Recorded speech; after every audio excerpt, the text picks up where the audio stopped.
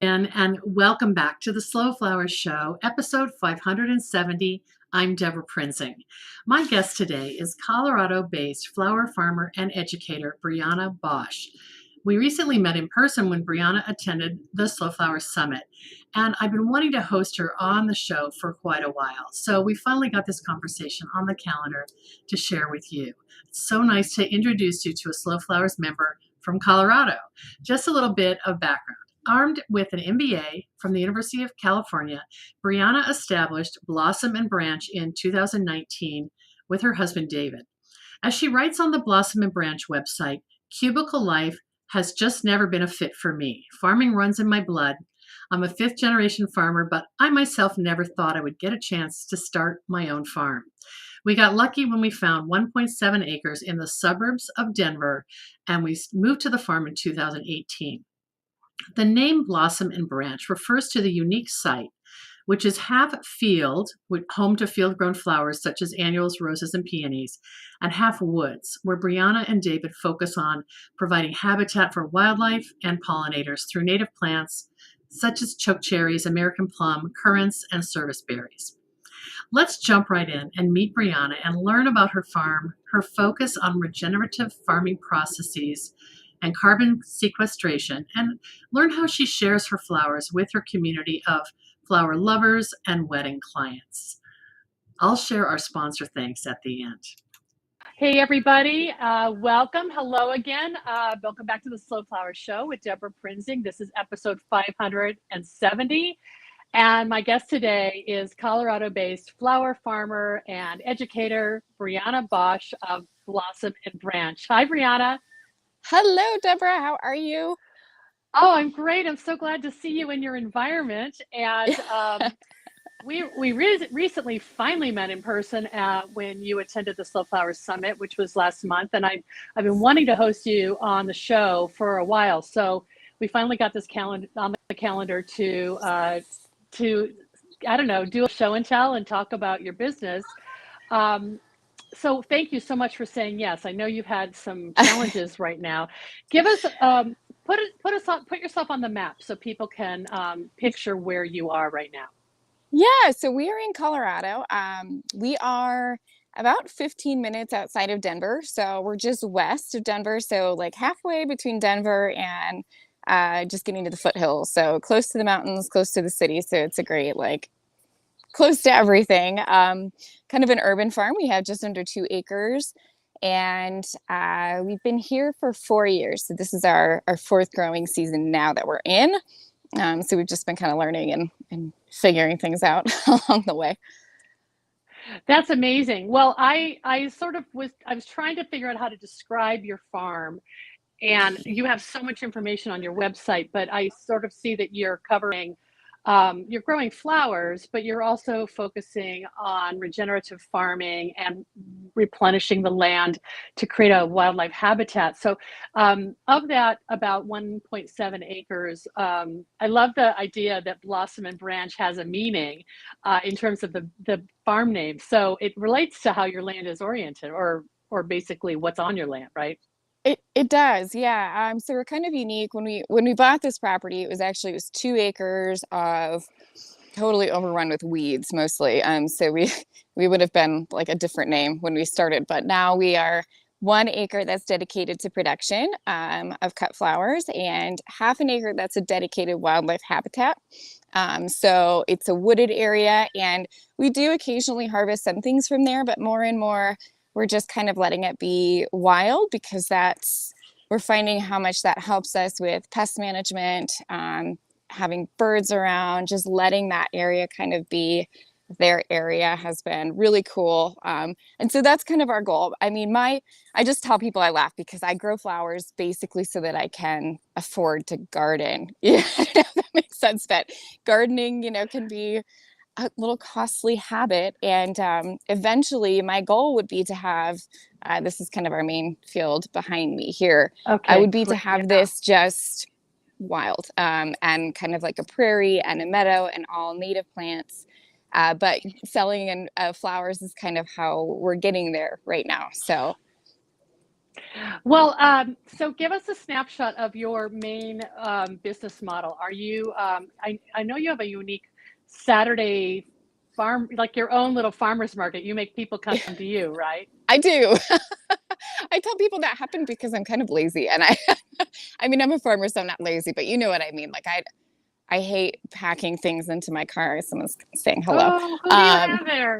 these are, well, they're in between names right now. Our toddlers named our sheep. Come here. Our toddlers named the sheep, and they're boy sheep, and they named them Rosabelle and Midnight. And the names they're not really sticking, so we might we might rename them. But we just got them a couple weeks ago, so they're kind of still getting used to us. Come here. This is Midnight, obviously, because he's black. Oh my But gosh, aren't they yeah. cute? And then this Are is they our, kind of let's see. free? Are they kind of free range then, or do you bring them in at night? Yeah, so they have a pen they're in at night, but they right now they're just kind of meandering, and they're helping us eat a lot of storm damaged leaves right now. We had another major storm last night that took down some big branches, so they love to eat the leaves, and they're really key to kind of our regenerative practice this year. We're really incorporating the animals a little bit more, and so they're going to be helping us manage the cover crop and helping us manage the prairie and keeping things kind of eaten down. We have some invasive grasses that they're really helping us out with. So that's Wow. the idea with the sheep. But yeah, right during the day, they just kind of roam around, and I try to keep them out of the flowers. They're Right, learning exactly. slowly. That's amazing. Well, okay, so back to Sorry, your but yes. your selling model. You're not lazy, but leaving the farm, there's a price to leaving the farm, I'm sure. Exactly. And it's I have one gal that helps me part-time. She's a teacher. So during the school year, she's working, and then I kind of get her from end of May through mid-August this year. And so she Hmm. helps me, but really other than that, it's just me. And I have two Wow. toddlers. Yeah. And so it's leaving the farm is a big deal, getting everything packed up the night before. And then, there's a cost to farmers markets. And we are also very saturated here in Colorado with flower farmers. And so there's a lot of competition at the farmers market. We don't have rules. Most of our markets, you can sell things that you've maybe purchased. And so it's not Mm, always yeah, grown here. We kind of have some of right. those issues. And so for me, I wanted to differentiate us by saying, hey, you can actually come and see where these flowers are being grown, and you can Right. see your farmer and Right. talk to your farmer. And really, I think that connection is so important with consumers and their farmers, and really knowing them. And that way they know their practices, and they can really trust them. I think that's huge. And so that's why I like having people here, because I can say, like, everything's grown right here. We're not buying this stuff and reselling it at the farmer's market. And we're not having to play the pricing game as much. I mean, we still have to be Hmm. mindful of pricing, but we're not having to, deal with it. There's another vendor down 3 rows down that's maybe selling bouquets for much cheaper than we are. And so, there's all of that we don't Sure. really have to deal with. So it's been great. We've really developed a community that rallies around us, and they are very supportive when we have crop issues or cooler failures or any of those things. And they'll always rally and show up, which has been really nice. So how is it set up? It's a certain number of hours, and then do people can they buy design bouquets as well as straight bunches, or do you have a you pick program? It kind of All depends on the week.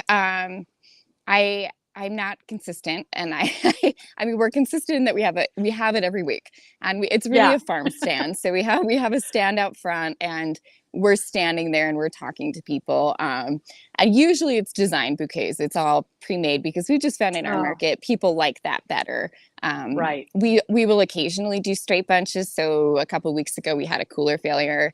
We had to just get like everything out of the cooler, and we didn't really have time to arrange it. So we just put straight bunches out on the stand, and people did buy them, but usually they want a bouquet. And so we usually do that.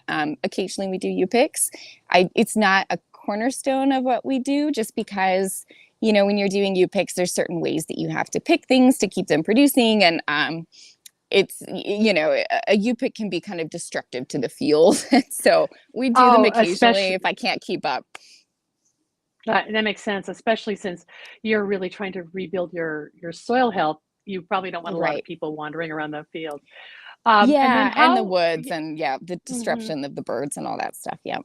I will just say though, hearing that you're so close to Denver, it seems like it's a real easy yes for people to just make this a Saturday morning outing, maybe while they're going to get breakfast afterwards or something like that. Right, yeah, and that's, kind of when I talk to other farmers, we used to do a marketing class. I did it last year just for fun, but for other flower farmers. And, I always tell people, like, think about your location really does dictate largely who your market is going to be because, if you're someone who's a little bit more rural and it's a bit more of a trip, that's going to impact who your customer is and what kind of offerings they're going to want from you versus if you're close to the city and it's a quick, convenient trip. So thinking about those things is always, I think, wise as a farmer. Hmm. Hmm. And then what are your other bit pieces of the pie that, in terms of sales channels? I know you're doing workshops, private classes, coaching, but Yeah. some of those are maybe a la carte. Yes, I'll walk you back so you can see our other, let's see, our revenue stream over here. It's always weird on the camera. Like, where am I? Yes, yes. So back Mirror here's yourself. our backwards. Back here's our barn. And so one of the big things that we do here is workshops. And we converted, this was the original, so back when this property was first started, this was all actually an orchard. It was a truck farm for Denver, and so they would grow apples here. And then they kind of the kids wanted horses, and so they bought horses. So what's really cool is our house was built in the 30s. Well, the bottom was built in the 20s, and then the top was built in the 30s. And the family who originally built it lives very close, and so they've come by a few times and told us all the stories about it, and they gave us like a cookbook and all these pictures of the original owner. So anyway, it was really cool. So we kind of know a lot about the history. So the kids wanted horses, so then it was a horse farm. And how kids tend to dictate what we're going to do. So this was the Exactly. horse. This was the horse barn for the property, and it actually used to be over on the other side of the property, and it was rotting when we bought the property. The foundation, it was sinking into the ground, and so we had to decide whether to tear it down or to move it. And so we moved it, which was a really fun experience, and we popped it over to the other side. And then my husband and I redid the inside, so we used all reclaimed materials to make a new floor and new windows and a door. And so this is our workshop space, and Oh, it's you're walking been, us over there. Oh my gosh, how yeah, charming. so it's been really nice to have a sheltered space because the first year we did workshops, we had this, but it was still like a dirt floor, and it still Hmm. kind of smelled like manure. I was like, it wasn't quite A what I little had in mind. unfinished. A little Now it looks like unfinished. it's now it looks like it's ready for a magazine photo shoot. Geez, Brianna, it's Y- gorgeous. Yeah, it was a big project, but it's great. So now we have a wonderful space, Oh, and wow.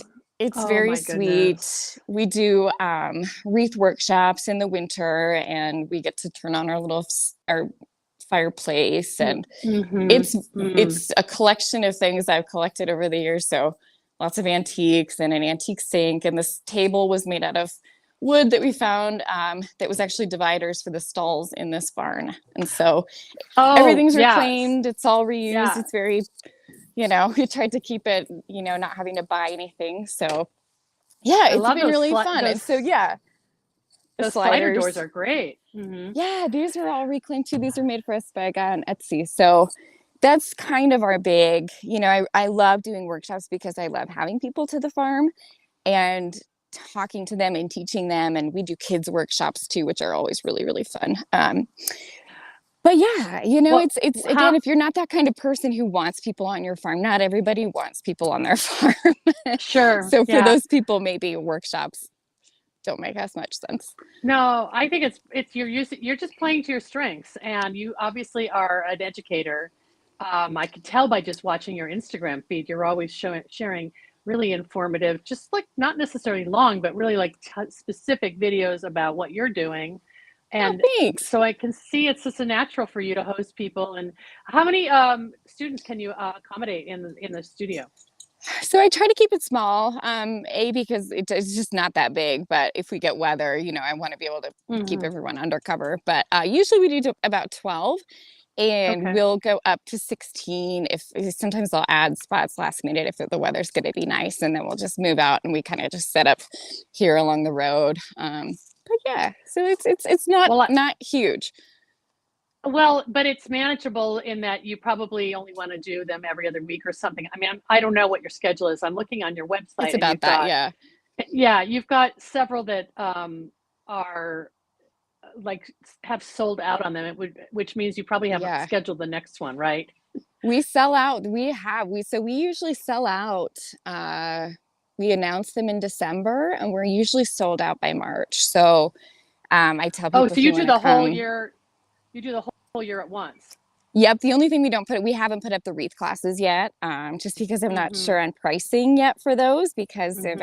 all the Mm-hmm. volatility that's happening, and we do have to buy in greens for Yeah. the wreath classes. So I'm Mm-hmm. kind of waiting to see Mm-hmm. like Mm-hmm. how much are they going to be Mm-hmm. this year. Right. Well, that's impressive. I love your space, and I think it's part of your brand. And how do you describe your aesthetic? Um, I would say it's kind of just collected.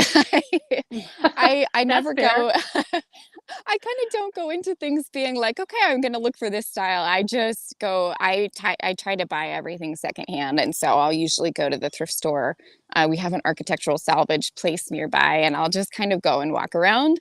But of course, I think I'm probably, in a way, we're all probably a little bit inspired by what we see. And so, yeah, there's Yeah. definitely that like modern farmhouse aesthetic, but I do Hmm. love as much as I can keeping the wood natural.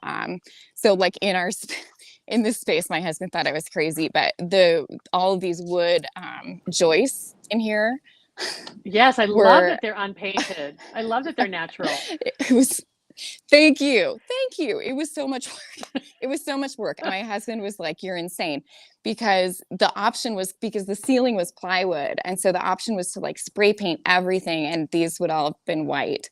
Or for me to go up and I cut out individual insulation panels for all of these gaps. And then I hand sanded all of these beams. Oh my And goodness. it was, I mean, there's a million beams in here. Yeah, And that so is I think, the but most well that's the most well supported roof I've ever seen. I know for this size of it, I don't know why they put so many, but I just love the warmth that wood brings as much as I love the white. Of course, there's like this is very big right now, right? Like everything white and light and bright. But I think the warmth of wood and it just that I think probably because we are so motivated and inspired by nature here at the farm. I like to bring in those little touches of like, this is what the natural state of this would be. Yeah. I like to pull that Yeah. in whenever I can. And, things like even like we were going to take this old fence down and we were going to put up something else. And I was like, no, you know what, let's use this, like pull it in and make it. And now these things do become part of the aesthetic that Structures. we're not just using T-posts, right? This is like this used to be, this was here, this was their original garden here, and it used to be their fence. And I love pulling Ah, in some of that history here. what do you have? What plant is growing on that? I can't quite tell. This is On that tomatoes. So trellis. Okay. we diversified a little bit this year. So this was actually our lavender that we just harvested that sits hanging in the barn drying.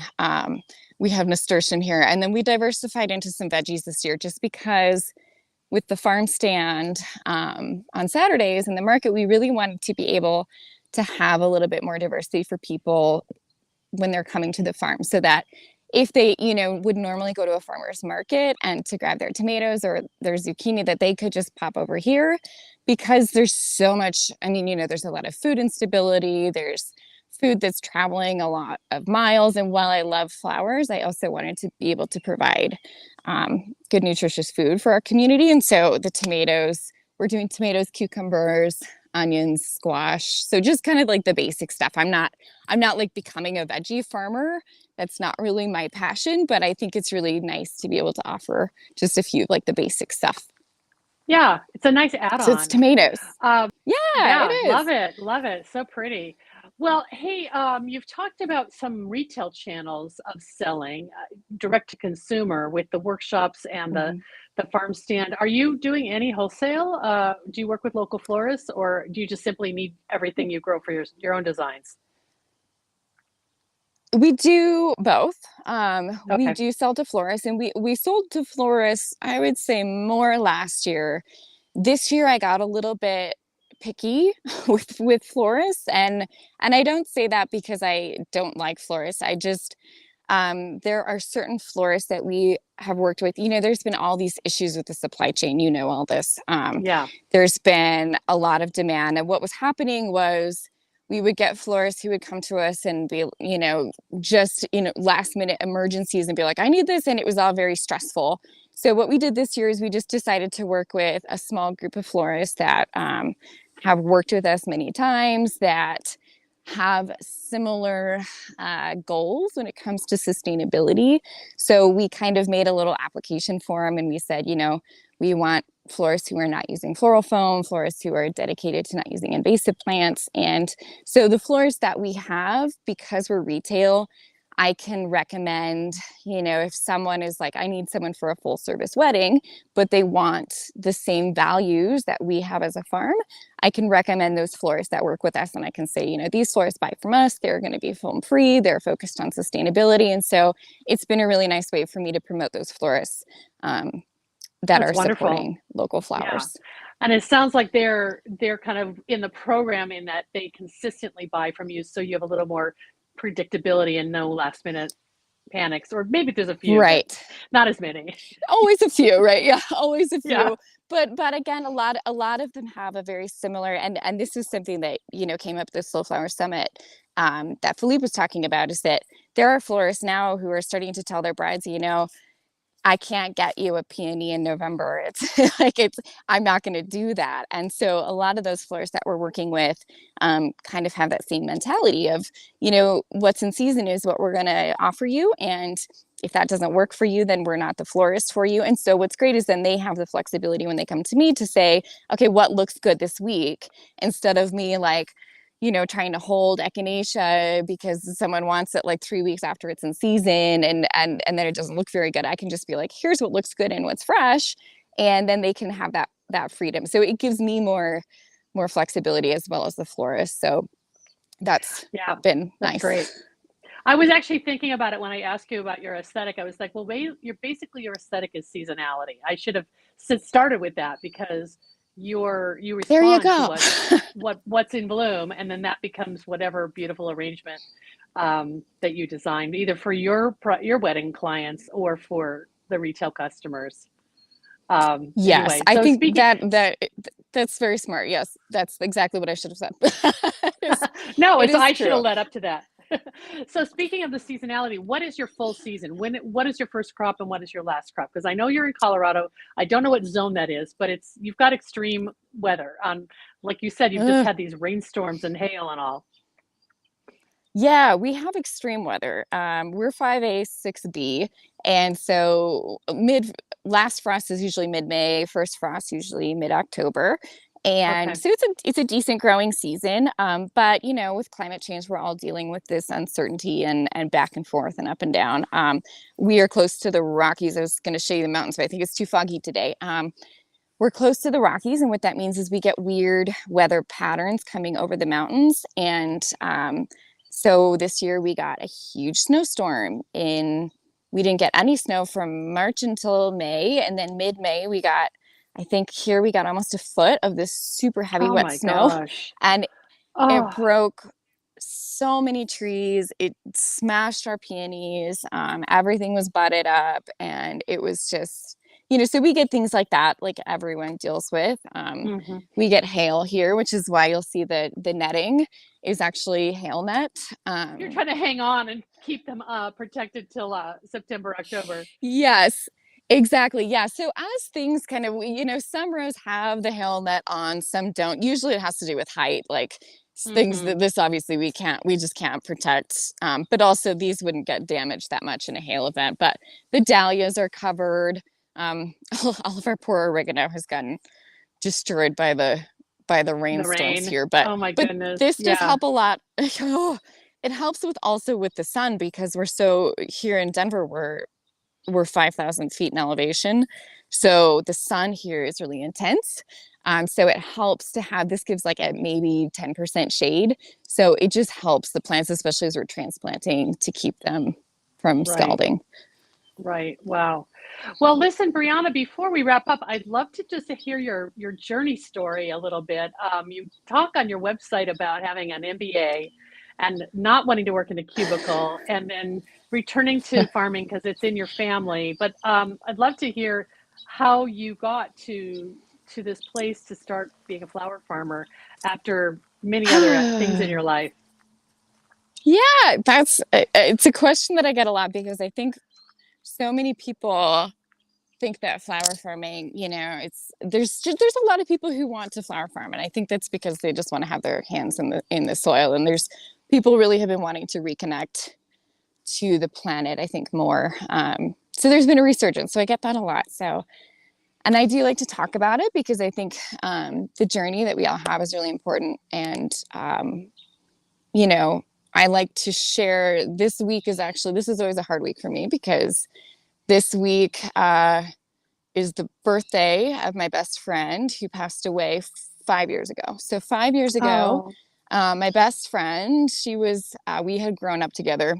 We had babies at the same time. We lived a mile away from each other. So we were uh, best friends. And she passed away after a battle with postpartum depression. And she passed away of suicide. And she was mm, pregnant with her second baby at the time. And it was extremely traumatic for me. I mean, even now, 5 years later, I still tear up about it. it's And too much. Oh, I'm so sorry. it is, yeah. And I couldn't continue doing what I was doing. I was horribly depressed. I woke up and I was just like, I didn't want to do anything. And so in some weird late night, I couldn't sleep. I would browse, the internet at night. I was on Zillow one night. I was just looking around. Like, I don't know why I was on Zillow. I don't know. But I found a property and it had 2 acres and it had this cute little red barn on it. And I was like, something about it was calling me. And so my husband and I went to look at it, and bless his heart, I think he knew that I was struggling, and he was like, whatever you need to do, we will do. And we had just refinished our house. We had redone the basement. It was a block from his work. It was like his dream house that we were living in at the time. But I just had too many bad memories there then. I did not like being Yeah. there. So we came here and we looked at this property. It was covered in weeds. It was thistles chest high. It was invasive plants everywhere. And it was horrible. It was really a mess. But I was like, we have to buy it. And bless my husband's heart that he said okay and never asked anything else. And so we moved in and we started. I didn't know what to farm. I knew I wanted to farm. I knew I wanted to have my hands in the dirt, and gardening, I think for so many of us, is therapeutic. Hmm. And I knew I just wanted to do that, but I didn't want to grow corn. I didn't want to do soybeans. So then I started finding about flower farming, and I just started falling in love with flowers. And that led me to the next step, which was, yes, falling in love with flowers, but like falling in love with the land and Hmm. what that meant. And what that meant here for us was Hmm. dedicating the last 4 years to ridding the land of invasive plants and Hmm. dedicating space to the native plants. And I don't think, as flower farmers, that we can take advantage of what nature has given us. We profit off of that land, and we really need to give it back in return. And so over the years doing all this, I've learned just so much. And I do try to share that on the Instagram. We started out selling invasive honeysuckle. I had no idea it was invasive. We started out selling all kinds of stuff that now I look back and I'm like, oh my gosh, like it was so Wow. bad. But we learn as we go. Yeah. Exactly. And now we're converting more and more to native plants. And I think now we're 50% perennial and 35% native here. And so we're just really pushing toward that goal so that we're using less water, so that we're providing pollinator habitat. And I don't harvest everything. I mean, we leave all of our milkweed. We try to leave as much as we can for the pollinators. And eventually that's all this will be. So I'm trying to put in stuff that eventually I will just be able to leave it and it'll grow on its own. It'll be drought tolerant and I won't have to do anything with it. That's the eventual goal. But that's been a journey to get to this point. Yeah. Wow. What a healing path that you took, and kind of in honor of your friend and your love for her, Yes. that you're Yep. bringing life to this place. What was her name? Emily. Okay. I love it. I love that Yep. her friendship is honored. It is. And it's funny because her birthday's in July and every year in July, I swear I don't like plant purple plants on purpose, but every year in July, all of a sudden everything turns purple, and that was her favorite color. And I'm like, I swear I didn't plant all this purple stuff. And there's like everything's purple all of a sudden. So I think she has a Oh, hand in that. that's beautiful. And that your husband is a prince. What is his name? Dave, he is, Okay. yes, he doesn't farm. He doesn't do any, he kind of was like, listen, if you want to do this, that's great, but like I'm not, I'm not gonna farm. He so but he helps me out a lot with like the irrigation piece of it Yeah. and cutting Yeah. up tree limbs, and he's kind of the brawn on a lot of things. But yeah, Right. he's an Right. involuntary farmer. That is a very good term. I love it. I used to say I was the head gardener and my husband was the under gardener. So that's maybe that's something you can borrow. The under That's a farmer. Brit. That's a British. That's I stole that from the British. Well, looking ahead. Yeah, looking ahead. You did mention that you had done this marketing coaching course for flower farmers. Can you talk? Are you going to do that again? And how can we help get the We word out about might. that? Yeah, if we do it again, usually we do that in the winter time, just because that's when it's Sure. slow for us and Yeah. slow for most people. Um, Muddy Acres has a great flower farming business course as well. Mine is just kind of, I think it was like a 2 hour and it's all live on Zoom, and it's just like, here's what today's a very like crash course, like down and dirty. So if we do it again, Okay. we'll post it on our website, which is blossomandbranchfarm.com. We are working right now on a video course. It's kind of our big undertaking this year, is a book and a video course on regenerative gardening, and kind of the practices that we use, because we don't use fertilizer at all. We don't use, any synthetic additives or anything. And so we want to share that with people. So we've been working on a course on that. So if people want to learn more about that, they can Wow. sign up for a newsletter on our website. Yeah, it's been fun So doing that while farming. will it be an ebook kind of companion to the course? They're not sure yet on the book. We're still trying to decide how we're going to go about publishing that, just because, there's a lot of options now with self-publishing or going the publishing route. And so, trying to decide how we're going to do that. Yeah, but they will kind of go together. I like what you said about regenerative gardening, because to me that means you have a broader audience. You've got the home gardener as well as the small flower farmer, which seems like a nice sweet spot for you. It is. Yeah, we started out definitely talking about farming, and then I realized like a lot of the stuff that I don't really, what I do, yes, it's a big scale. I mean, we have, a lot of flowers, but I'm not using a tractor. I'm not doing tillage. I'm not, there's a lot of things that I do that really is closer to like what a gardener would do, so if I would go home to, say, our home farm and say like, oh, well, you shouldn't till your 250 acres, you should broad fork it. Like they would, they would feel like, you can't broad fork that much space, but you can broad fork a home garden.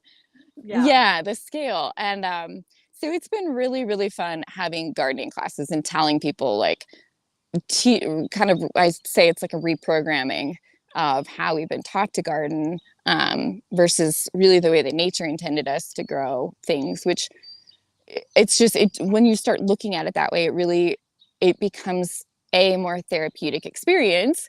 But B, you're able to really appreciate things more. But again, we didn't start out gardening that way. I started out gardening the way everyone else gardens, and going to the garden center and saying, you know, my plant is struggling, what do I do? And they hand you a bottle of something and you put that bottle on, but you're like, what am I really doing here?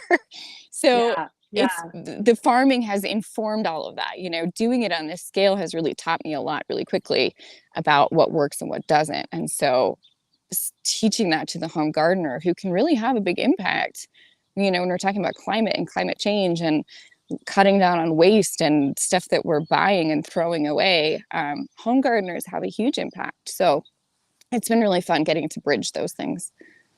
I love that you're continually learning, and if you find out that something is maybe not the right practice, you research it and correct it and talk about it, which nobody does. So I applaud you for that.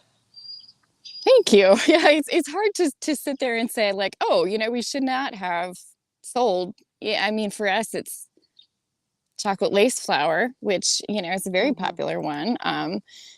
And we planted it the first year, and then it was, oh my gosh. And I was like, look at this plant, it's great. And I would like promote it on our classes. And then it started spreading and spreading and spreading. And I was like, oh crap. You know? Yeah. And then I look it up, and yeah, you know, it's on the invasives list in a lot of places. And so, but yeah, being able to say, okay, well, we planted this and we sold it, and we probably sold it to a lot of people, and but we shouldn't have done that.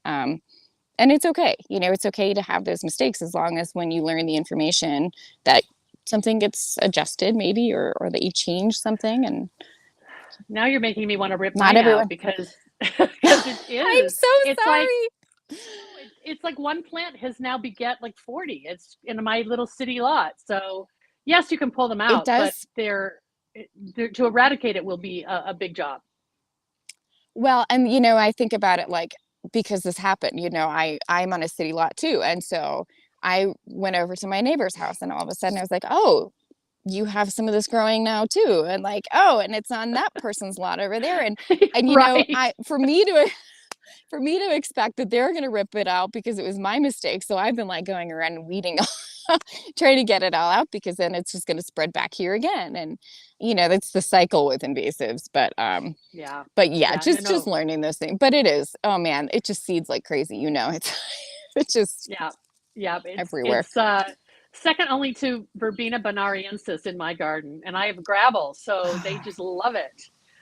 They But love that.